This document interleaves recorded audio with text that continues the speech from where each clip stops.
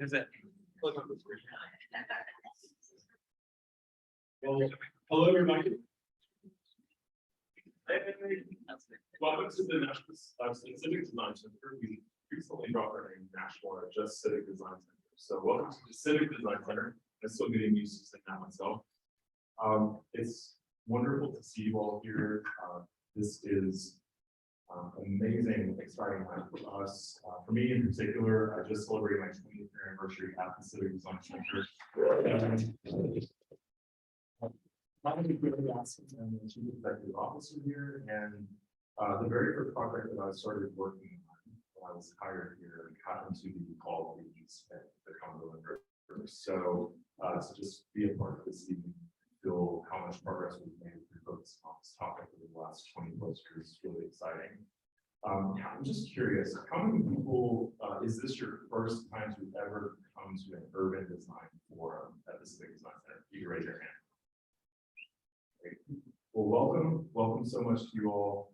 The Urban Design Forum is a program that actually predates the formation of the Civic Design Center by about 6 or 7 years. It started in the mid-90s, and it was a way for the community to get engaged in the topic of design in Nashville before an organization existed that focused on that and be really dedicated to it. And because of those really concerned citizens and activists, we have a much better city today than would have that happened to existence. And so the Civic Design Center evolved out of that process. We were formed in 2000, so we've been open for 21 years now. And this Urban Design Forum is a monthly program that we do as a part of our ongoing mission in the city of Nashville. Our mission is to advocate for civic design visions and actionable change in communities to improve quality of life for all. And we're so thrilled for you to be here. At the very foundation of our mission is the concept of community voice and community engagement should be a part of every single process that we do as a city. And involving the community's vision and letting that go up through the process, the development that we have in the city of Nashville. Just because we do this, I want to just give acknowledgement to our annual presenting sponsors, Amazon Global and Mars Pet Care. We have amazing sponsors, a lot of them that are just incredible to helping us fulfill our mission. But that's corporate sponsors. We also have individual members. So I know a lot of you here are individual members. We thank you for that, for your commitment to helping us fulfill our mission as an organization.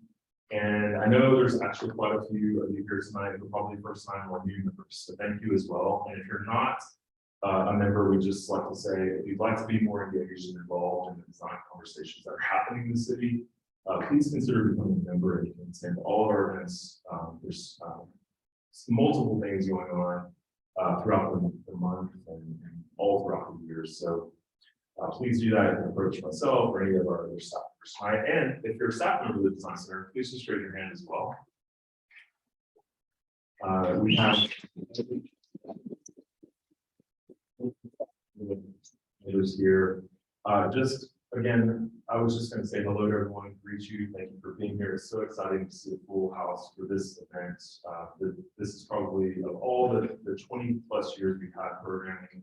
Every time we've had something focused on the East Bank, it's been one of our most highly attended events. So again, very excited to be here and thank you to the planning department and working with you on this process. So with that, I'm going to turn it over to our design director, Eric Hope, who will give you a little bit of a short preview of some of the past projects that we've worked on to focus on these things throughout the last 20 plus years.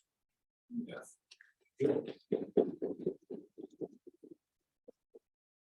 Thanks, Gary. And yeah, it's really nice to be here with you all. And I'm super excited as design director. I get to work on all the great projects that we do. And so I'm really excited to talk about a lot of the projects that have led to the work that the planning department does. And just if you didn't know, the plan in Nashville is sort of our founding document of the Civic Design Center. And a lot of that is focused on this area that we call the East Bank. So I just wanted to bring that to light and just make sure that everyone's aware that if you haven't read the plan in Nashville, you can check it out in the library.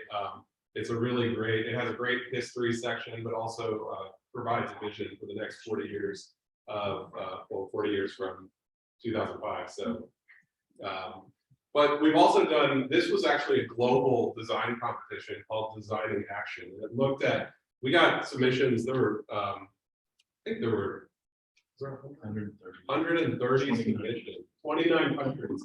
So lots of interest in Nashville, and this was back in 2013, and I think our global recognition has only grown since. So I think the East Bank has always been kind of this high profile site. There's a really cool, definitely encourage you to go to the Design Center website and just page through some of these. They're really fun just to explore and think about as we move into this. And also just an acknowledgement of our partnership with the University of Tennessee, has studied the East Bank, probably 5 or 6 studios worth of student vision efforts. And so a lot of that takes into account a lot of the past work and then helps to project some ideas for the future, gets us to think big and dream big about what we want to see for our city. And then there's actually a lot more projects, and I don't want to take too much more time because I want the planning department and Anna to have a lot more time to discuss these things. So I really encourage you to go on our website. And with that too, my slides are out over here, sorry. But today we just unveiled a blog that takes into account a lot of that history, and then also sort of is almost a response sort of to what we're going to see today. So really hope that you'll take the time, go on our blog, it's on our homepage. It's fun, it's exciting to read. Thanks to Veronica, there's done tons of work in Thailand too, from our staff on this project. And so with that, I just really excited to introduce Anna Greider from the Planning Department to talk to us about the East Bank. Welcome in.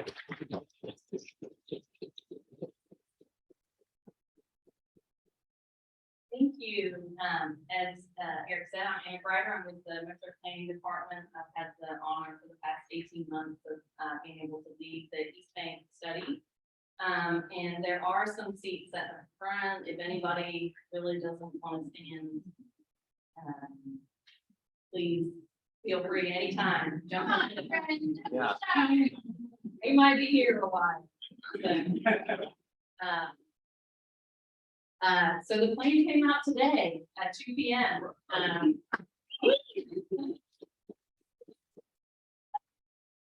It has been 18 months in the making, a lot of hard work has gone into it. So we're really excited. It is on our website, eastbankstudy.nashville.gov. And so we want you to read it. We have made it easy by having about a 10-page executive summary at the very beginning. The entire document is about 140 pages. So you can really dive into the detail we got into. But the executive summary is a good place to start. On our website, we also have a story map, which is very interactive. You just kind of scroll through and it takes you through the vision document very quickly, and it has a survey within it. So the point is that this is a graph. We want to hear the public's feedback. We have done a lot of community engagement over the 18 months. But we want to know, did we capture that well? What are you interested in? What would you like to see changed? How do you feel about the plan overall? So the survey is a good way for us to capture that. We also have just an email address. If you prefer to just kind of write comments in long form, that's also an option. And we will be at a lot of different engagement events across the city for the next month or so. Tomorrow we'll be at the Farmers Market. Wednesday we have drop-in office hours at planning. Thursday we have an online open house. It'll be kind of like this, but in an online format, and on for the next few weeks. We will also be at the Planning Commission twice, once in September to present an informational session to them on the plan and then how the feedback's going, and then again, hopefully in October for adoption of the plan. So lots of ways to interact. I wanted to start with what a vision plan isn't and then what it is. So what you'll see in the vision plan is a lot of concepts and a lot of ideas. You will not see detailed engineering or building design plans. This is not, the renderings we're showing is not exactly what's built on this thing, but it is a visual for you to picture some of the concepts that we think would work well on this thing. A vision plan is not a rezoning.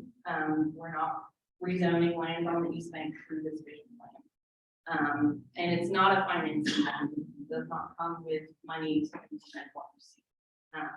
But it is a lot of things.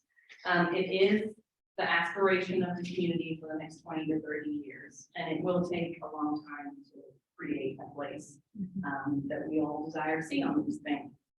It does embody what we heard from the community, and it builds on all the plans and policies that have come before, including the work of the Civic Science Center. It looks in detail at mobility, resiliency, green space, land use infrastructure. It will be reviewed by our Metro Planning Commission to become guidance. So when future rezonings come into the planning department, they will be reviewed against the standards of the vision plan. And we can use this to create zoning, like an urban design overlay or another design-based zoning tool. And it will be a guide for both public and private investment decisions. So our capital improvements budget, our capital spending plan from the public side, and then for private developers, they'll be able to look at the vision plan and say, these are the things that I should do within my development in order to meet the goals of the community. I want to orient us because the East Bank can mean just everything on the east side of the river. For the purposes of our planning study, we did have boundaries. So you'll see in the graphic, I don't know. Okay. So I'll just point. So Jefferson Street along I-24 to where I-24 comes over the river was our focus study. But we had to look more broadly because River North is just to the north of Jefferson Street and is also where Oracle has their planned campus. And so there's a lot happening at River North. There's a lot happening at Casey Place with their redevelopment, some mixed use, mixed income housing at Casey, and with the recovery of the bombing on 2nd Avenue. We also have an opportunity to look at the west bank of the river. So we have a pretty large study area, but try to incorporate everything that was going on around us through the visioning. And so we had to work at multiple scales, and you'll see in the vision plan that we try to cover all these scales. So we started with a very system-wide look at how the East Bank can work, not just for folks that might eventually live on the East Bank or live in East Nashville, but can work more broadly for the rest of the city in terms of improving our north-south street connections. If you're familiar with Nashville, we do pretty well at east-west, but we have very few north-south connections. It causes a lot of people to have to get on the interstate or have to go all the way around Riley and 440 to get places. And so we wanted to see how the East Bank can address regional problems. Then we looked at our 338 acre study area to understand what the vision should be for that. And then we looked at the metro owned land on the East Bank. So our study area is 338 acres, 113 of that, primarily in the central portion of that, is metro owned. So we took a very close look at publicly owned land to envision what would happen there.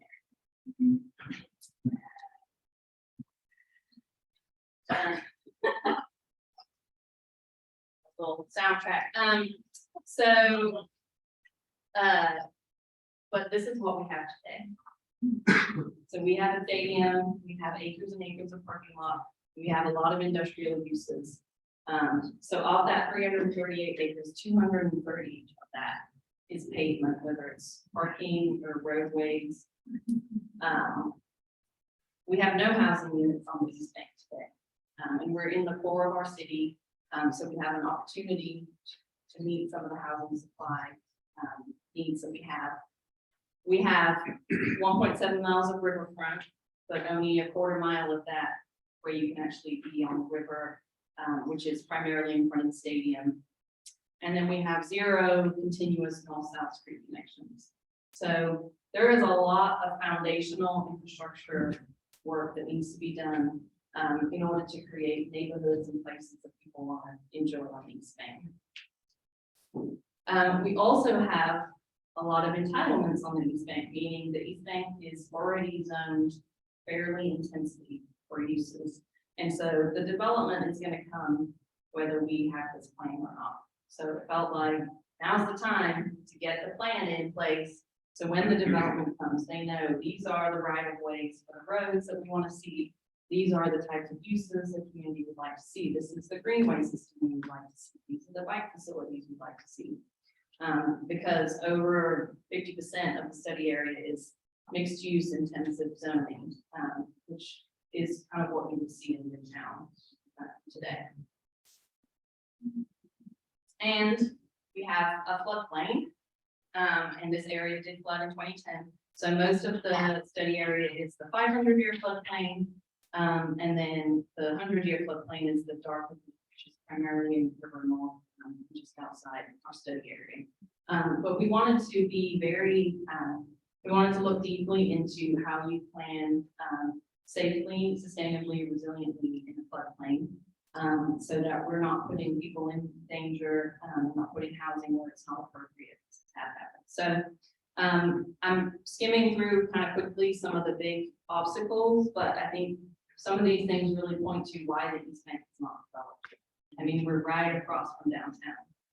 And some of the reasons are floodplain, infrastructure, the interstate cutting the area off from the rest of East Nashville. So there's a lot of big obstacles and a lot of big challenges. We began this study back in April of 2021. We've had over 20 public meetings.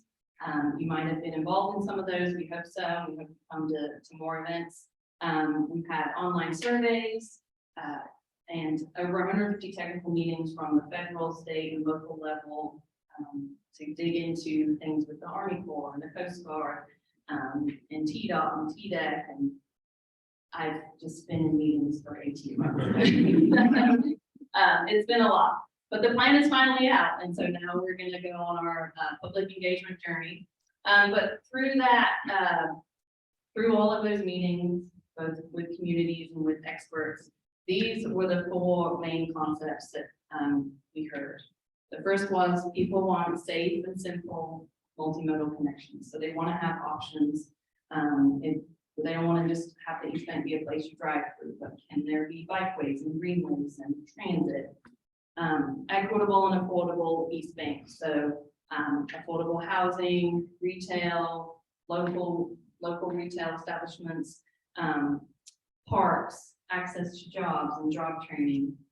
Respect for the river primarily was two things: resiliency, so be careful, it's a floodplain, make sure you're planning well, and then also we have a river running through our downtown, and a lot of the time on the East Bank you can't even see the river. That's a huge asset, and there are a lot of cities built on waterfronts, and so how do we get closer to the river, whether it's people wanting to get in the river through boating or just being closer to it? So restaurants, retail, greenway, just piers, overlooks, opportunities to get close to the river.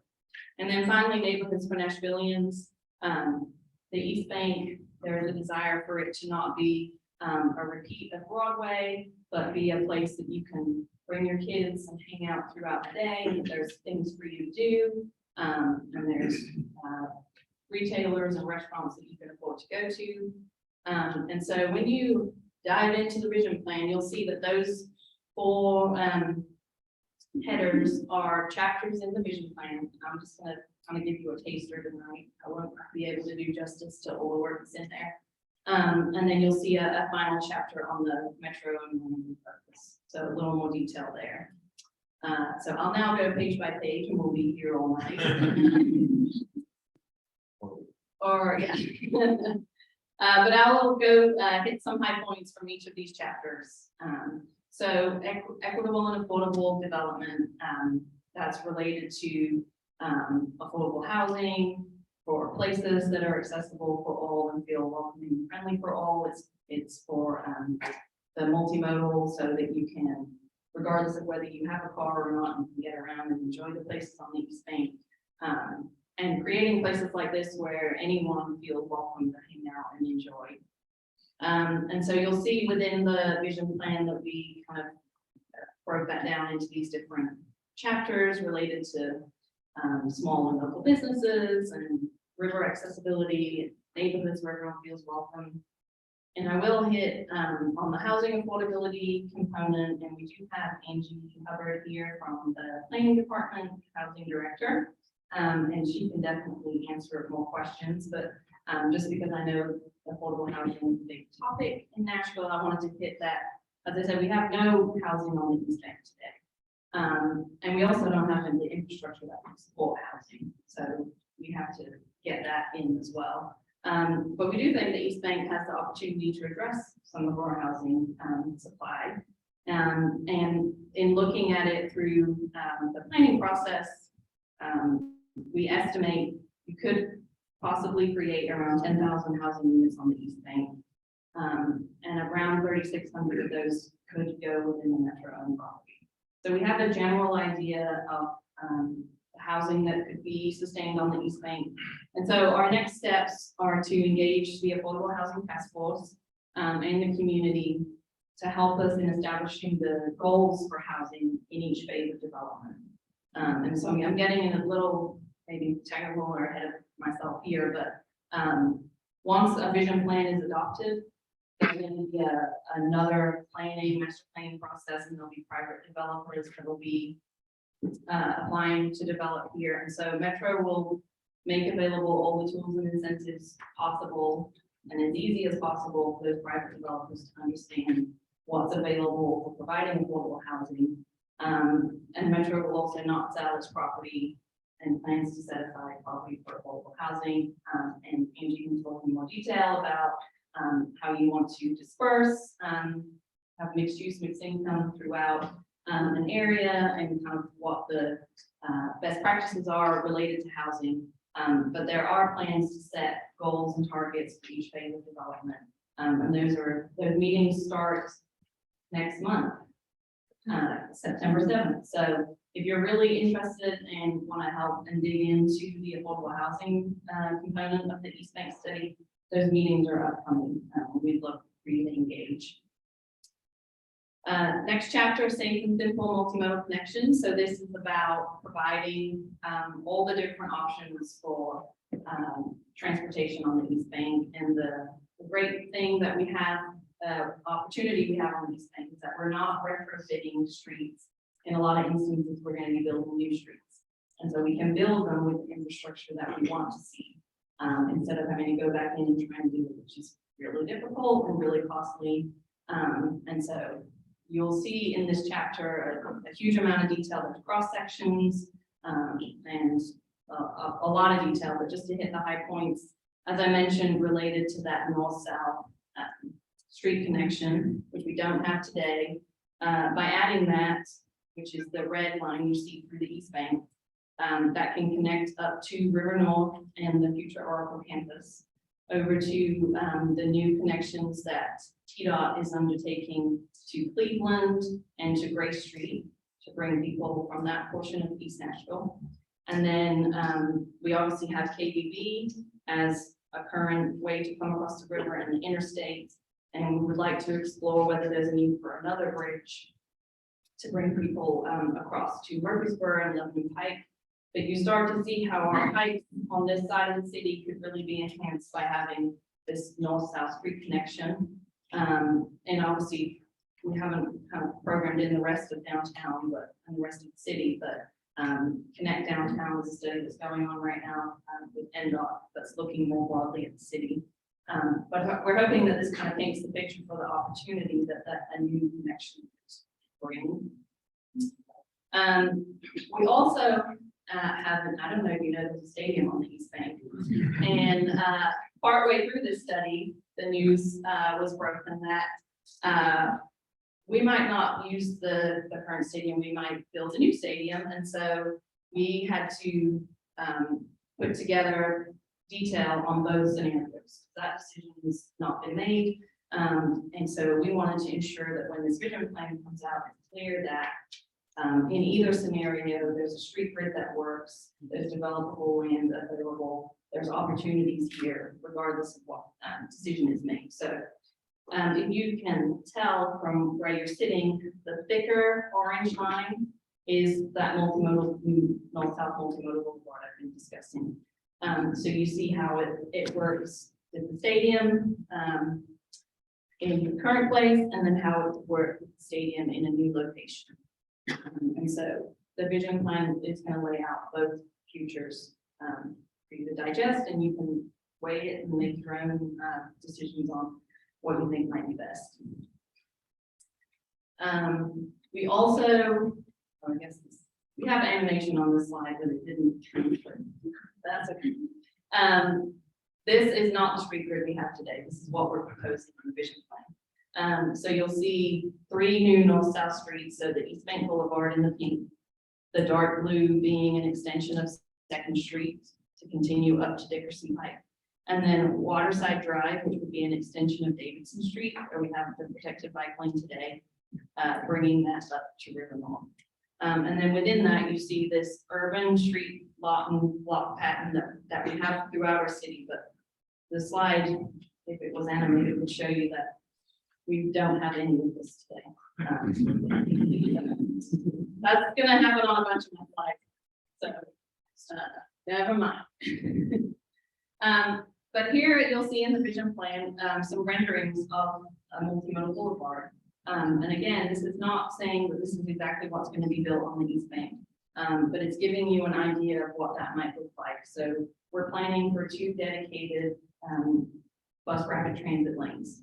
So you see those on either side of the landscape median. You see wide, generous sidewalks with landscaping, opportunity for Uber, Lyft, drop off. So you start to see how we can plan for that transit lane in advance. You get it in there. And then similarly, this would be a view of standing on the boulevard and looking across. You can see the opportunity for on-street dining, the wide sidewalks, the landscaping. So again, take some time when you're looking through the vision plans, just kind of soak in a glimpse of the future, and then give us your feedback on what you think about it. Similarly, transit has been a big component of this. And this, again, was animated back in its original form. And you see that we are showing the boulevard with a new East Bank mobility hub. This is within the metro and land preserving a lot for a mobility hub, and I'll show some visuals related to that. But again, it starts to show how you can start to bring transit from Dickerson over to Oracle and then through the East Bank, again, with the opportunity of those dashed lines to explore a new bridge. But for today, we have KBB that we can bring people over. And that would improve transit access for more than 110,000 people that are within half a mile of our major transit routes. So a real opportunity to start to do something really robust in public transit in Nashville.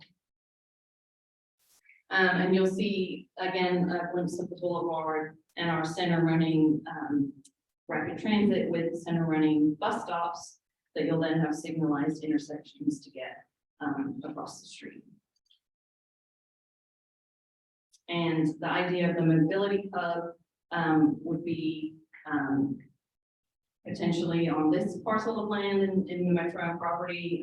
We looked at examples of these mobility hubs across the country to see what facilities they should be. It should be a complement to WeGo Central, so it's not a replacement for WeGo Central, it's a complement so that buses can transfer there. There'll be restroom facilities, bike racks, bike storage, showers, and then Metro would have the opportunity to lease the air rights above it to build affordable housing or other uses above it. So it's a great opportunity. We think a lot more work needs to be going into it, but the vision plan sets the intent. And so the intent is that we have a mobility hub on the East Bank and the opportunity to build above it. Bikeways, again, the thicker blue lines are the bikeways we have today, which is Davidson Street, and then Shelby/KBB, which is really just the sharrow, so the picture of the cyclist on the road, and nobody likes to ride their bike on those unless they're really brave. So we're planning a system of bikeways, both north-south through the East Bank, but also east-west, to help folks connect in a more comfortable manner into downtown and out of downtown and up to Oracle. There's about 16 plus miles of dedicated, grade separated bike lanes proposed in the vision plan, that will hopefully become a viable commuting option for having this facility. And you'll see this could be a neighborhood street like Russell Street today on the East Bank. You have the separated bike lane, and then some trees, landscaping kind of buffering the pedestrian, and then the same on the other side of the street. And then another mobility choice can be our greenways. So we're proposing to have greenways from Shelby Bottoms up through the East Bank and then over to the greenway that Oracle is building and the pedestrian bridge that Oracle is building. And so you start to see how you can have a loop from Shelby Bottoms over to Germantown and then through our downtown. And we've got some visuals of that also. So this, if you remember me talking about Waterside Drive, is one of those 3 north-south connections. This is a graphic showing the grade separated, protected bike lanes, the sidewalk for Waterside Drive, and then you come down to the river, and you'll see the greenway and how it's working with the topography to bring you up to the street level. If you're familiar, a lot of the East Bank, the banks are very steep, it's very bluffy. So there's a lot of work to be done in topography to make it comfortable to get down to the river. So this would be one option. This kind of pier overlook is an option for helping you get closer to the water and just kind of enjoy and hang out next to the water. So that was a very quick run through on the multimodal connections. Respect for the river, as I mentioned, related to resiliency and wanting to go closer to the water. So you'll see in this visual, we have the existing pedestrian bridge today, and then the idea of a pier or overlook, and then the opportunity here to have greenways when the weather is dry, so you can see that people can kind of go on these walkways and get close to the water. And then you can picture that in a flooding event and a very intense storm, that can all be wet and it's not impacting people's homes or property. So it's, as I've learned in this process, a term for allowing the river room to breathe. I think we all need some of that. So, but this is one version of how that can happen. So we have areas along the river that can flood when necessary. And we have a lot of detail in the vision plan about water, and worked with some great experts who work nationally on flood-prone areas. So we gained an understanding of how you want to bring water from a more built-up area. You want to slow it down and store it, and then be cleaning it and water quality, and then you come down to the river and people can enjoy the water. So in an ideal world, that's how that would happen. And so if you're familiar on the East Bank, we do have some mature trees next to Victory Way on the south side of the stadium. And this is rendering is trying to show how in between those mature trees, you can have stormwater management.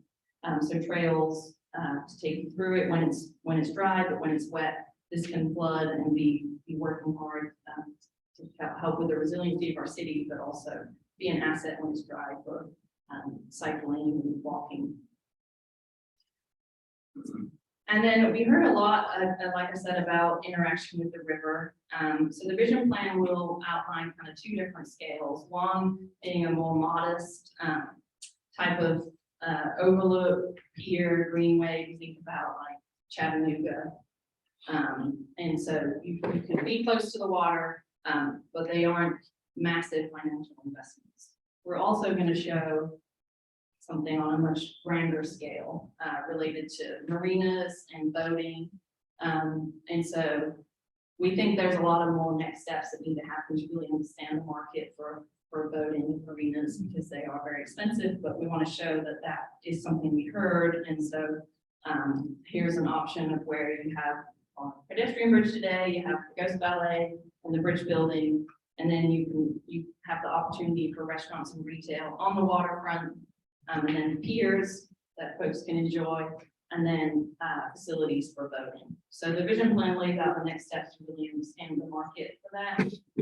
But we want to show that there's the opportunity for all of these things. We just need to understand in a more detailed level what the demand is, what the return on investment is, and how these things might be constructed. And then finally, neighborhoods for Nashvillians. You'll see we broke the study area, that 338 acres, into 4 districts. And we give them very inventive names, which you are welcome to comment on and provide better names for.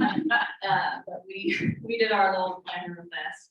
I'm going to show some detail on the central waterfront because that is predominantly the metro and property that we focused on in a little more detail this past few months.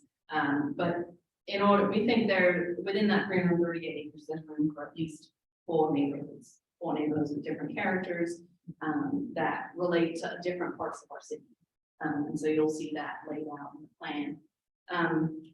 Just going back to the metro end property, which is all the area that you see kind of illustrated here.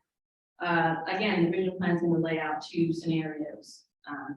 The scenario where the stadium moves to the east and the opportunities that opens up towards the waterfront, and then the scenario where the stadium remains and the opportunities that has against the waterfront. So you'll see detail on both of these options. And so because we went into more detail on the metro and land, we wanted to understand the flow of water and the floodplain and what the potential would be if the stadium moves to the east. How should the developable land be programmed in front of it? And so this is showing how water wants to flow today based on the topography of the land. And that led us into this kind of grand park that you saw in that previous illustration. So if you can picture that underneath all of this activity, there's stormwater storage, water quality, things going on underneath, and then that flows out towards the river, and then also you can see the view over to downtown. So last 2 slides, I think, again, we're laying out an illustration for a future under both scenarios.